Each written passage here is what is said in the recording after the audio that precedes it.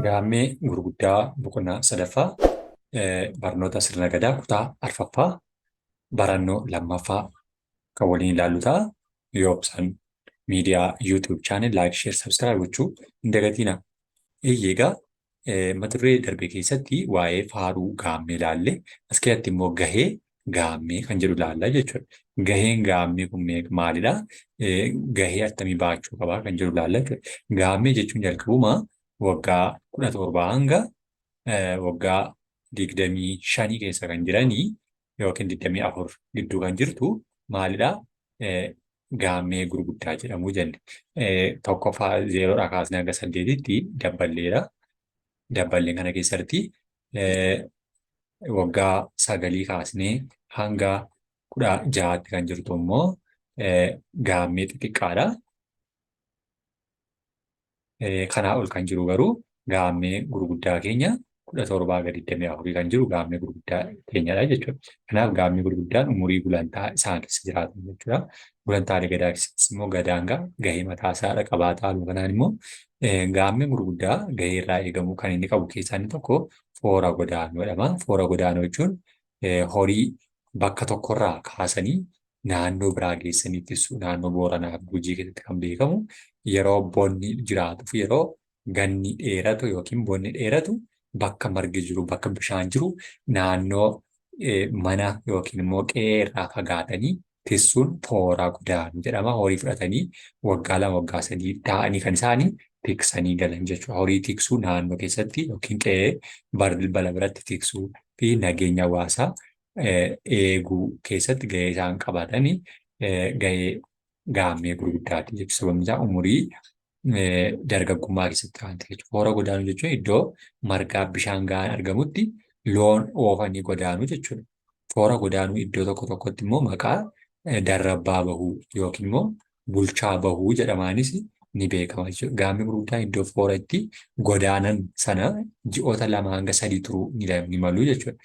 Ji'oota 2 3 haga roobni roobutti yookiin haga margi deebi'ee biqilutti bakka sana ni turuu jechuudha. Bakka sana turuutiin maal kan isaan godhanidhaa? Horii kan isaanii tissan yookiin kan isaan eeganii bishaan dhugaasan marga gahaa argachiisanii horii dandamachiisan foora godaanuu jedhama jechuudha. Kunuunsi dargaggoota ijoolleen umurii kana keessa jiranidha. Horii haala kanaatiin fuutee deemte gara bishaaniitti kan isheen tissitee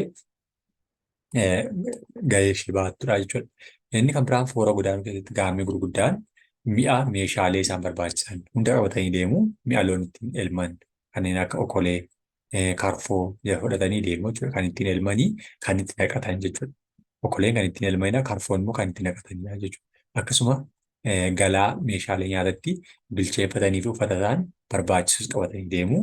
Dabalataan meeshaalee nageenya isaaniif loon isaanii eeggachuu isaan gargaaran kanneen akka waan bartee, waantee fi eeboo akka qabatanii ni deemu jechuudha. Wantoota akka yeroo ammaa kana meeshaa waraanaa qawwee yookiin darboo wantoota adda addaa kan ta'an jechuudha. Kanneen akka horii isaanii bineensi nyaanni kan ittiin irraa eeggatan eeboo fa'aa qabatanii waan bartee kan jedhamu yookiin waan beekamu sibiila qabatanii kan deemanidha jechuudha. Loon tiksuun gahee gaammee gurguddaa isa ijoodha jechuudha. Isaan kana malees immoo meeshaalee godaansa fooraa isaan barbaachisu qopheeffachuun fooras godaanuu bakka fooraatti immoo aggaajjumaa loonii fi arii ofii keessa bulan ijaaruun yookiin immoo bakka loon keessa bulanii bakka ofii keessa bulan ijaaruun nageenya ofiif loon eeguu bakka turtii isaaniittis immoo loon ilmuu nyaata isaan of danda'anii qopheeffachuu gaammee gurguddaan sadarkaa nageenya hawaasaa eeguutti shaakalanii jechuudha. Kan jechuun ni danda'ama jechuudha. Inni kunis gahee kana keessa gahanii jiru jechuudha. Waggaa 17 hanga 24 keessatti ijoollee sana keessa geesse jechuudha. Kanaan haala kanaatiin gaammee godaanuu yookiin loon tiksuu gahee gaammee gurguddaa foora godaanuu nageenya hawaasaa eeguu of danda'uu fi kanneen kana fakkaatan gahee gaammee gurguddaa keessatti warreen nama gararaatti jennee loon tiksuu foora godaanuu hawaasummaa yookiin immoo nageenya hawaasaa eeguu fi haala ittiin meeshaalee qopheeffatanii bakka godaansa sanatti ittiin of tajaajilan qopheeffachuun gahee gaammee gurguddaati jechuudha. Inni 4ffaan boqonnaa 4ffaa keessatti kuuchuu kan jedhu. Kuuchuu jechuun naannolee biraatti kan dhiiraa miinjeessa jennu kan dubaraa immoo addooyyee kan jedhamu keessaa kan dhiiraa maal jedhama? kuuchuu jedhama. Hiriyaa baafachuu yookiin immoo nama bukkee namaa dhaabbatee nama jajjabeessu kuuchuu jennaan jechuudha. Kuuchuu jechuun sirna gadaa keessatti gulantaa dhalataan hiriyaa jedhamu yookiin immoo hiriyaa baafatu. Hiriyoonni kunneen yeroo sadarkaa kuusaa ga'an ni gurmaa'u. Gurmuun ijoollee hiriyaa ta'anii kun immoo kuuchuu jedhamu. Kuuchuu jechuun umurii kuusaa keessatti yeroo itti namni fuudhu gaafa namni fuudhu dhiirri sun fuudhu kan uffata uffisuu yookiin immoo kan isa tajaajilu kan isa deeggaru hiriyaa dhiiraa jechuudha. Sorry. Hiriyyaan dhiiraa kun maal jedhama? Kuuchuu jedhama. Kunis immoo maal keessatti yeroo sadarkaa kuusaa keessatti gulantaa kuusaa keessa yeroo gahan jechuudha. Kuusaan immoo umurii 25 haga 32 keessa kan jiru kuusaa jennaani. As sadarkaa sana keessatti gaheen kuuchuu jedhamu kana hiriyyoonfannaa ni baafatu jechuudha. Isaanis kunoo haala kanaatiin kan isaan waltumsa wal deeggaranidha. Kunoo eeboo isaanii qabatanii jiru. Faaya adda addaa faayatanii jiru. Akkasuma alangee isaanii yookiin lichee ishee jedhamtu alangee isaanii qabatanii akka isaanitti waliin jiranidha jechuudha. Yeroo fuudhaaf heerumaa, yeroo gaddaa, yeroo gammachuu warra wal deeggaru hiriyyoota kuuchuu jedhamu jechuudha. Kuuchuun haaluma walitti dhiyeenya isaaniitiin bakka jiranitti walitti gurmaa'u yookiin immoo garee ijaarratu. Ijoolleen kunis immoo kasoomuun dura coqorsa gudunfatanii hayyuu isaan gaggeessu of keessaa filatu jechuudha. Hayyuun ijoollee kuuchuu gaggeessuu filatame kunis immoo hayyuu hiriyyaa jedhama. Hayyuu hiriyyaa jechuun nama isaan walitti isaan qabu, nama hubataa, nama aadaaf sirna hunda beekuu fi nama obsa qabu, nama tasgabbaa'aa ta'etu kana keessatti filameetu isaan deeggaraa. Inni kunis immoo hayyuu hiriyyaa jedhameetu beekamaa jechuudha. Hayyuun kun hanga miseensi isaa kasooma keessa jiranitti hooggansa isaa itti fufaa jechuudha. Kana booda hiriyyummaan ijoollee kun kuuchuus hayyuus maaliin taasisu? Ni filataa jechuudha. Kuuchuus hayyuus filatan kanaan waamamaa jechuudha. Kana jechuun ijoolleen inni hoogganu hundi isaanii hiriyyaa ebaluu jechuun of waamuu jechuudha. Hiriyyaa ebaluu yookiin immoo miinjeessa jennu afaan biraatiin miinjeessa jennu miinjee ebaluu yookiin hiriyyaa ebaluu, deeggaraa ebaluu isa jedhan ta'eetu ittiin waamamaa jechuudha. Wal fakkaatuun kuuchuun ardaa isaaniitti maal abbaa harcummee of keessaa filatu. Abbaa harcummee jechuun immoo nama yeroo holloon isaanii foora godaananii nama yoo rakkoon horii isaanii irra ga'e yeroo dabareessan rakkoon yoo isaan mudate nama abbaa harcummee jedhamee qabatee jira. Abbaan harcummee filatamu kun murtii gurmuu hiriyyaa irratti hundaa'uun kuuchuu hojii kasoomotti bobbaasa. Hayyuun hiriyyaa fi abbaan harcummee fedhii ijoollee kuuchuun kan filataman waan ta'aniif itti gaafatamummaa fi dirqama isaanii bahachuudhaaf maal godhachuudhaa kennamu gaafachuun fudhatu jechuudha. Ijoolleen kuuchuus ajajaa fi qajeelfama gaggeessitoonni isaanii hojiirra oolchanii maal godhu ni fudhatu jechuudha. Sababni isaa itti gaafatamummaatti laatameera. Dirqamni abbaa harcummeetti laatamee waan jiru. Ijoolleen kuuchuu hooggansa hayyuu hiriyyaa fi abbaa harcummee biratti maal dabalataan gorsaas ni qabaatu jechuudha. Kan gorsa isaanii ta'ee tajaajilu ammoo jaarsa gorsaa jedhameetu beekamaa jechuudha. Jaarsa gorsaa jechuun nama abbaa harcummee yookiin hiriyyaa kuuchuu biratti isaan deeggaree yaadota haaraa, yaadota furamuu danda'e kan gargaaree isaaniif furu, yaada nama isaan gorsu, nama isaan jajjabeessu, namni sun maal jedhama? Namni sun jaarsa gorsaa jedhameetu beekamaa jechuudha.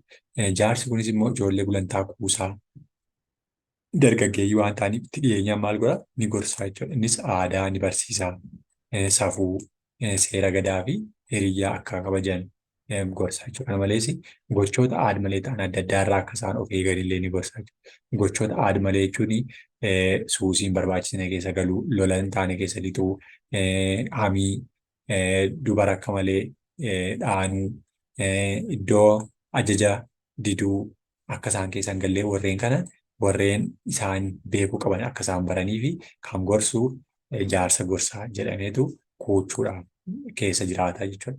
Isaanis kun haala kanaatiin yeroo dargaggoonni kun yookiin immoo ijoolleen kuuchuu keessa jiran kun yookiin hiriyyoota isaanii waliin jaarsarraa kan isaan taa'anii jaarsa taa'ee isaan gorsu isaan immoo taa'anii kan isaan gorsa isaa dhaggeeffatan jechuudha. Kanaanii wal jabeessuu, wal barsiisuu, hubannoo akka isaan argataniif jaarsi gahee isaa baataafi jechuudha. Kanaan gurmuun ijoollee kuuchuu bakka jiran hunda walitti dhufuun immoo biyyee kusoomaa fudhatu. Biyyee kusoomaa jechuun lafa jireenyaa bakka jireenyaa jechuudha. Kanaaf immoo uffata adii uffatanii dhaqan sana biyyee diimaatti dibanii gara mana isaaniitti maal ta'u deebi'anii galu jechuudha. Akkasumas fuula isaanii irratti biyyeedhaan boca adda addaa baafatanii deebi'u jechuudha. Isa booddee gurmuun sun maal ta'eera? Gurmuu dargaggoo jedhamu kunooti warreen kana fakkaata adda isaaniitti biyyee diimaa dibatanii jiru. Kan isaanii sirna kana raawwatan jechuudha. Kunis biyyee kusoomaa fudhachuun kasoomuu yookiin immoo ijoollee kuuchuu ta'uu isaanii kan ittiin beeksifatanidha jechuudha. Erga biyyee fudhatanii booddee jila adda addaa keessatti immoo hirmaatu jechuudha. Jilachuun qophii sagantaa jechuudha. Jila hundarratti argamanii hanga xumura jilaatti qooda fudhatu jechuudha. Kana malees jila akka uchumaa buusuu fi korma korbeessaa irratti hirmaatu jechuudha. Eenyutu gareen kuuchuu kun yookiin immoo gareen hiriyyootaa waliin ta'anii kun sirna kana raawwachuudhaaf dirqama isaaniiti jechuudha. Jilli kun farra gadaa isaanii keessaa dhufuu danda'u hambisuuf kan gaggeeffamudha. Farra jechuun balaa dhufuu danda'u. Balaa gadaa isaanii keessa dhufuu danda'u hambisuuf kan gaggeeffamudha. Kun immoo rakkoon yeroo isaan itti umurii kana keessa jiranitti rakkoon akka biyya irra hin geenyeef naannoo irra hin geenyee fi kan isaan sirna kana gaggeeffatan. Kuuchuun gahee jila keessatti qaban erga bahanii booddee mijuu isaanii qopheessu. Mijuu jechuun nyaata yookiin immoo karaa ittiin namoonni bahee wal kabajanii sirna gaggeessan mijuu isaaniif qophaa'etu kennamaaf. Ijoolleen kuuchuu kunis immoo mijuu dhiyaate nyaatanii dhuguu maal ta'u kosooma faarsu jechuu yookiin immoo kabaja isaanii sagantaa keessa jirratu jedhan faarfatu jechuudha. Kanaanii sirni kuuchuu yookiin immoo hiriyyoo gaggeeffamaa jechuudha. Kuuchuun dhuma waggaa 8 kasoomatti hiriyyaa isaaniitti maal ta'u aannaniif kosooma dabarsuun kennu jechuudha. Aannan jechuun kan hawaasni fi horii namni hundillee aannan nama kan baneessu hundiyyuu aannan walii laachuudhaan wal eebbisaniitu waggaa 8 maal godhu umurii isaanii keessaa yeroo darbanii ba'uu fedhan kan biraaf warra isatti seenaniif immoo laatu jechuudha. Dabarsuun gara maalitti ce'u jechuudha? Gara sadarkaa itti aanutti ce'u jechuudha. Kunis immoo biyyee cinnaa fudhataniitu ardaa gadoomaatti walitti fidanii qooddatu jechuudha. Biyyee cinnaa jechuun biyyee sila argine keessatti yeroo isaan itti adda isaaniitti dibatanii fi uffata isaaniitti diban sana jechuudha. Akkasumas gubbisa jila dabballee fuulantaa muranii sirna xumuraa baalli kusooma isaanii maal godhu? Achuma ardaa gadoomaatti raawwatu jechuudha. Gubbisa jila dabballeef yeroo itti maqaan dabballee dhaabba'u yookiin jillisamu isaanillee sirna isaanillee achitti raawwataniifitu darbuu jechuudha. Kun immoo hiriyyaan akkuma kuuchuu ta'uuf walgahanii biyyoo fudhatan kasooma kennuufis walgahanii biyyee kan fudhatan ta'us argisiisa jechuudha. Biyyeen kasoomaa keessaa ba'uuf fudhatan kunis biyyee cinnaa jedhameetu beekamaa jechuudha. Kunis xumura kanarra jiru jechuudha. Kanaanis sirni kana keessaa yeroo isaan itti ba'an ta'a jechuudha. Biyyee kana fudhachuun mallattoo baalli kasoomaa kennuuti gadoof qabu jaalala tokkummaadhaan keessa geenyeerra beekamnee kabajamnee bara keenya keessatti waggaa 8 keessatti nagaa ta'eedhaanii yeroo isaan keessa darbuudhaaf sirna kana raawwatan kan isaan waliif laatan ta'a jechuudha. Kunis immoo haala kanaan ijoolleen kuusa turan gara sadarkaa hiriyyummaatti aanutti ce'u jechuudha. Hiriyyummaa sadarkaa kanaas wakoraa yookiin immoo dambala jedhameetu beekamaa jechuudha. Kun adda kanasa jiru wakoraa yookiin immoo dambala jedhameetu beekamaa hiriyyummaa kanaatti darbu jechuudha. Kuuchuu keessaa ba'aniitu xumuranii jechuudha. Kanaan sadarkaan itti aanu immoo isaaniif laatamaa jechuudha. Kunis kabajaa fi kasooma isaanii kan isaan ittiin argisiisan ta'ee itti fufaa jechuudha. Haga kanaatti kan ilaalle boqonnaa 3ffaa gahee gaammee gurguddaa fi waa'ee kuuchuu kan jedhu boqonnaa 4ffaa waliin ilaalle yoo obsan miidiyaa YouTube channel like share subscribe gochuu hin dagatina.